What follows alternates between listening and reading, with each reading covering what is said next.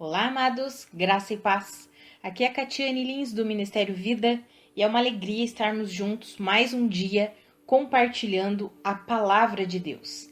Durante esse mês de janeiro, nós separamos por temas os nossos devocionais e cada semana nós estamos compartilhando sobre um determinado tema. Nós já vimos na primeira semana de janeiro a respeito da suficiência de Cristo Jesus.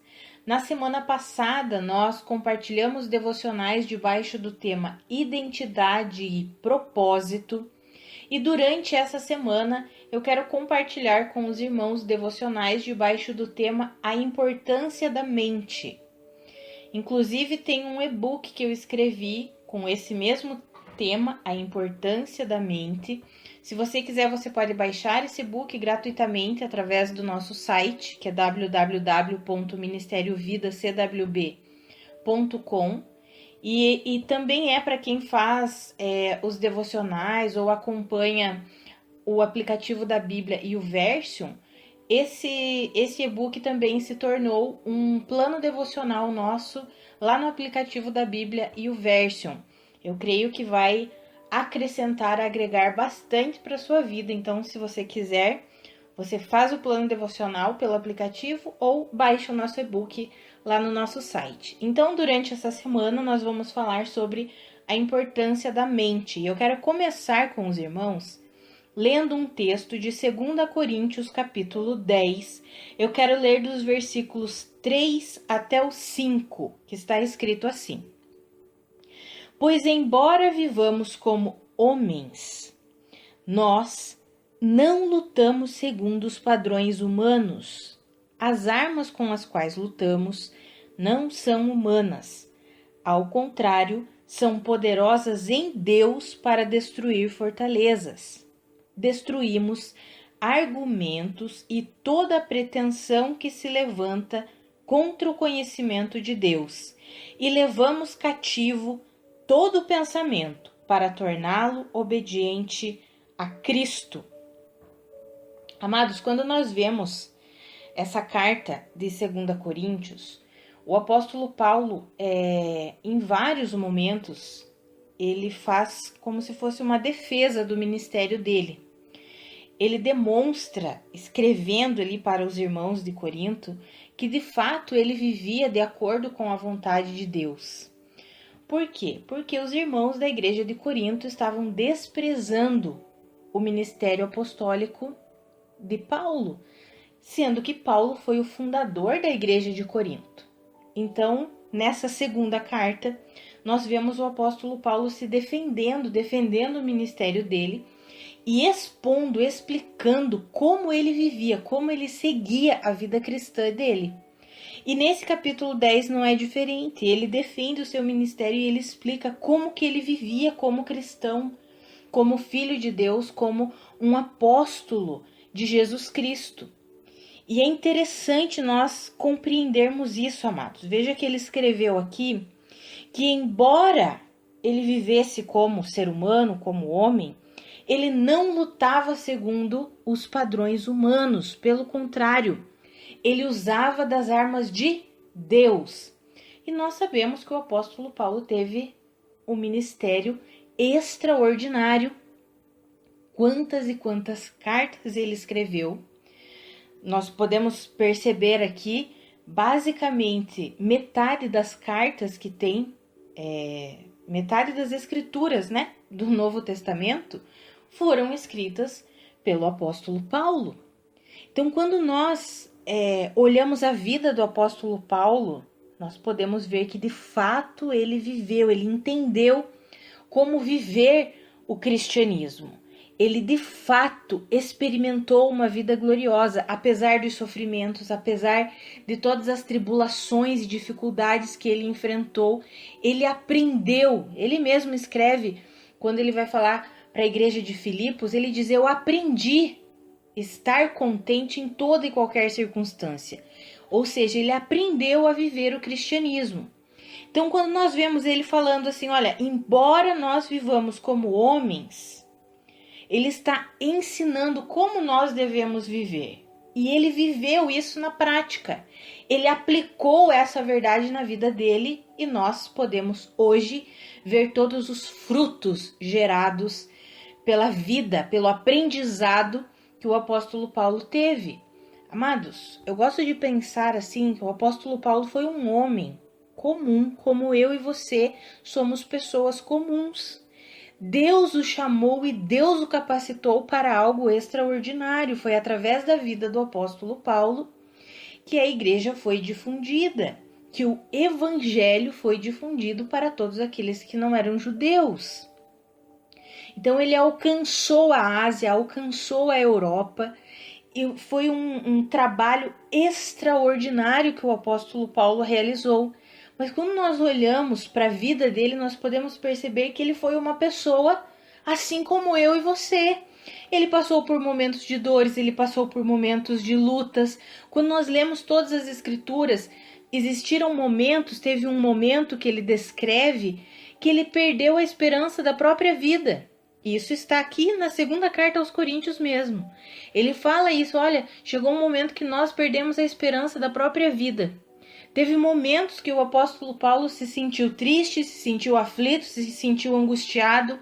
Quando ele escreve, olha, de todos os lados somos pressionados. Ele estava vivendo aquilo. Sabemos que ele tinha um espinho na carne, ele declara um mensageiro de Satanás para me atormentar. Ou seja, ele era uma pessoa que enfrentava sofrimentos, que enfrentava aflições, mas ainda assim ele pôde viver todo o propósito de Deus para a vida dele. Por quê? Porque ele aprendeu a desenvolver a salvação dele, aprendeu a desenvolver a vida do novo nascimento.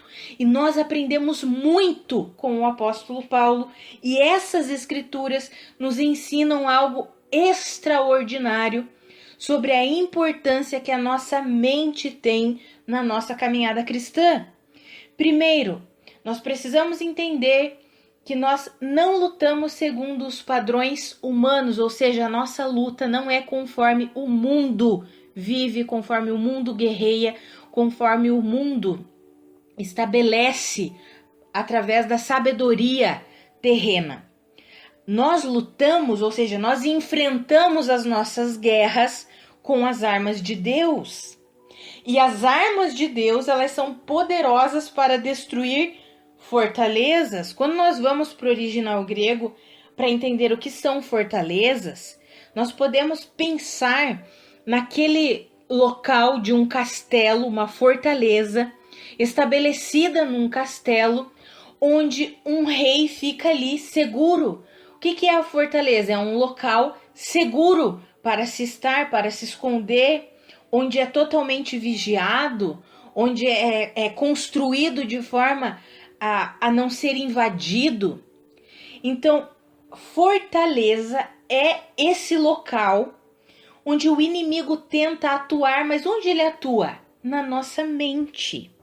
O inimigo não atua de forma visível, mas é de forma invisível. Outro conceito de fortaleza, no original grego, é pensamentos firmes nos quais alguém confia. Está estabelecido naquele tipo de conceito, naquele tipo de pensamento. E aí nós vemos aqui o apóstolo Paulo ensinando que nós não devemos lutar segundo os padrões humanos, mas com as armas de Deus, e as armas de Deus são poderosas para destruir as fortalezas, ou seja, são poderosas para destruir esses locais de segurança que o inimigo tenta utilizar contra nós. Esses pensamentos firmes, conceitos que o inimigo tenta utilizar contra nós. Olha, o versículo 5 explica completamente isso que eu estou falando. Nós destruímos argumentos e toda pretensão que se levanta contra o conhecimento de Deus. Ou seja, com as armas de Deus, nós destruímos o quê? Argumentos e pretensões que se levantam contra o conhecimento de Deus. Amados, argumentos são pensamentos que são expostos por meio da palavra. São conceitos que são expressos por meio da palavra. Quando nós vamos para o original grego, essa palavra argumentos, em outra versão fala sofismas, são aqueles conceitos, aqueles pensamentos que são hostis à fé cristã, ou seja, pensamentos contrários à nossa fé cristã. E nós precisamos o quê? Destruir esses pensamentos.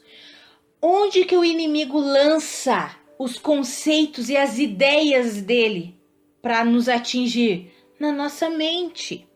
Por isso que a nossa mente tem um papel extremamente importante na nossa caminhada cristã.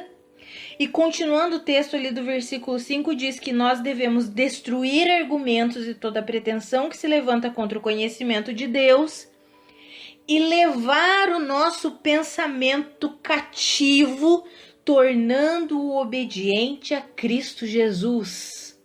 Ou seja, é um aprendizado isso. Como que nós podemos levar os nossos pensamentos cativos a Cristo? Tornar os nossos pensamentos obedientes a Cristo Jesus? Amados, isso é um exercício constante que nós precisamos fazer. Jesus certa vez falou que o homem fala do que está cheio em seu coração. E para falar, nós primeiro o que? Pensamos. Então, quando Jesus disse que o homem fala o que está no seu coração, esse coração inclui o nosso interior, a nossa mente, os nossos pensamentos. Aquilo que está ali na nossa mente, nos nossos pensamentos, os conceitos que nós temos a respeito da vida, a respeito da família, a respeito da fé, a respeito de tudo nesse mundo aqui, nós o que? Expressamos através da fala. Então, como que o inimigo age tentando estabelecer os seus conceitos? Ele vai lançando todo tipo de conceito, ele vai lançando todo tipo de sabedoria, ele vai lançando todo tipo de entendimento. Hoje, mais do que nunca, através de todo tipo de mídia, hoje nós somos bombardeados por todo tipo de informação. E a nossa mente vai recebendo tudo isso. A nossa mente vai recebendo toda essa sujeira. E quantas vezes o inimigo também lança a sua própria voz, amados, espiritualmente. O reino espiritual é real. O inimigo fica ali lançando mentiras, porque ele é o mentiroso, ele é o enganador. Assim como ele enganou Eva. Lá no jardim, o apóstolo Paulo tem um texto que ele fala isso, que ele teme que a igreja seja enganada, assim como Eva foi, pelo diabo, que fica ali falando mentiras, e o diabo sopra mentiras nos nossos ouvidos, sim.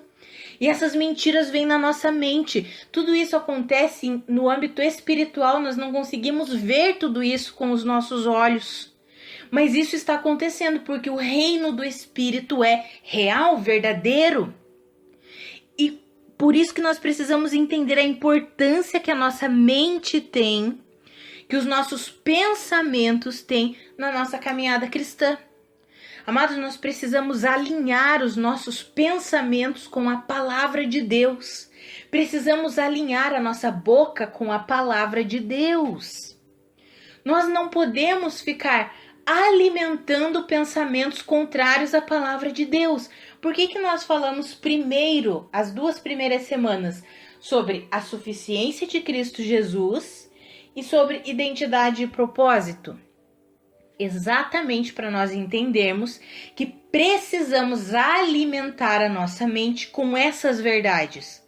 Uma das mentiras que o inimigo mais lança é tirar a suficiência de Cristo Jesus. É falar que para sermos salvos depende da nossa obra, do nosso mérito, do nosso desempenho. Isso é uma mentira de Satanás e nós não podemos alimentar esse tipo de pensamento. Precisamos destruir esses argumentos que dizem: "Ih, olha lá, você errou, perdeu sua salvação, já era.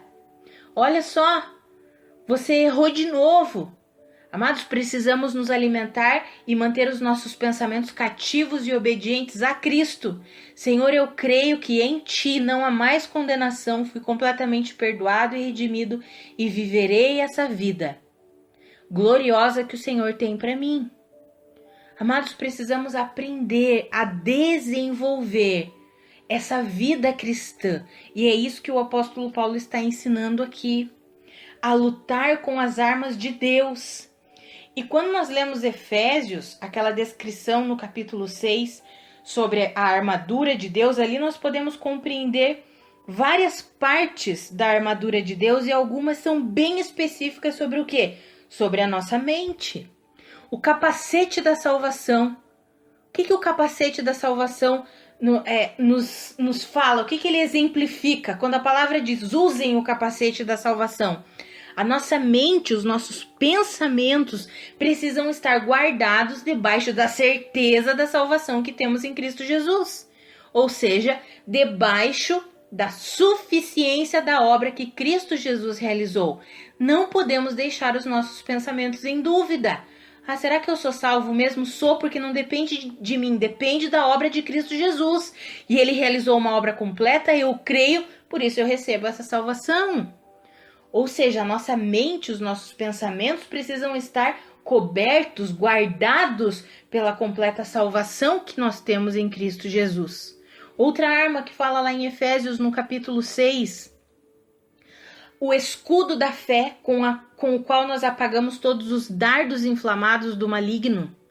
O escudo da fé. Amados, a fé vem por ouvir e ouvir a mensagem de Cristo. Quanto mais nos alimentamos com a palavra de Deus, com a mensagem de Deus, mais e mais a nossa fé é aperfeiçoada. E mais nós podemos levantar o nosso escudo contra os dardos inflamados, contra as mentiras que o diabo lança contra nós. Ou seja, nós vamos destruir os argumentos e as pretensões que se levantam contra o conhecimento de Deus através de palavras de fé, palavras de vida, palavras que estão na Bíblia, que estão de acordo com a verdade de Deus. Outra arma poderosa, a espada do Espírito, que é a palavra de Deus. A palavra que penetra o mais profundo do nosso ser, a ponto de dividir alma de espírito. Ou seja, essa palavra traz discernimento para nós. Precisamos usar essa palavra. Esses pensamentos que eu tenho alimentado, será que eles provêm de Deus ou não provém de Deus? É a palavra adentrando o mais profundo do nosso ser que faz essa divisão entre alma e espírito e nos dá discernimento para compreendermos, opa, eu estou alimentando um pensamento que não provém de Deus, um pensamento de medo, um pensamento de condenação, um pensamento de frustração, um pensamento de insuficiência. Pensamentos que não provêm da verdade de Deus. Eu não quero mais alimentar esse tipo de pensamento. Pensamentos de imoralidade, tudo aquilo que não provém de Deus. E muitas vezes, nós como filhos de Deus não sabemos guerrear corretamente porque não usamos as armas corretas. Amados, é por isso que eu sempre encorajo vocês. Meditem nas Escrituras. Tenham um relacionamento com o Senhor. Quanto mais nos expomos à palavra de Deus, quanto mais mergulhamos nesse relacionamento com o Senhor, por meio da palavra e por meio da oração, a nossa fé é aperfeiçoada, a nossa mente é transformada. Nós veremos isso amanhã, quando falaremos sobre Romanos, capítulo 12, o processo de transformação da nossa mente, de renovação da nossa mente, que vem por meio da palavra de Deus. Quero encorajar vocês, amados, a guerrearem com as armas corretas. Nós não lutamos as nossas guerras conforme o mundo luta. Nós guerreamos com as armas de Deus e a nossa mente, os nossos pensamentos têm um papel importantíssimo na nossa caminhada cristã. A palavra fala que a mentalidade da carne conduz à morte, mas a mentalidade do espírito conduz à vida e vida eterna. E nós precisamos alimentar a mentalidade do espírito e fazer morrer de vez a mentalidade da carne. Esse é o processo de transformação de mente que nós precisamos aceitar na nossa vida e mergulhar mesmo nesse processo de transformação, de renovação da mente, entendendo a importância que a nossa mente, que os nossos pensamentos têm na nossa caminhada cristã. Amados, veja isso, a mentalidade da carne produz morte. Se nós alimentarmos uma mentalidade igual à mentalidade do mundo, se nós conduzirmos a nossa vida com pensamentos do mundo, a nossa vida será uma vida de prejuízo, de morte. Mas se nós alimentarmos a mentalidade do Espírito, nós viveremos em paz, tranquilos, porque a mentalidade do Espírito é vida e paz. Que eu e você, amados, possamos compreender a importância que a nossa mente tem e possamos alimentar a nossa mente e os nossos pensamentos de forma correta, ouvindo o que de fato precisamos ouvir, lendo o que de fato precisamos ler, assistindo o que de fato precisamos assistir. Aquilo que não edifica, que não contribui, que nós possamos deixar de lado isso e possamos assumir esse papel como colaboradores de Deus, para que a vida de Cristo se manifeste através de nós e a nossa mente tem um papel muito importante nisso. Que eu e você, de fato, sejamos colaboradores de Deus e de propósito nós possamos nos render ao Senhor, entendendo o papel fundamental dos nossos pensamentos, conceitos, de como nós pensamos é como nós viveremos, é como nós conduziremos a nossa vida. Que o Senhor nos ajude nisso, em nome de Jesus. Vamos orar, amados?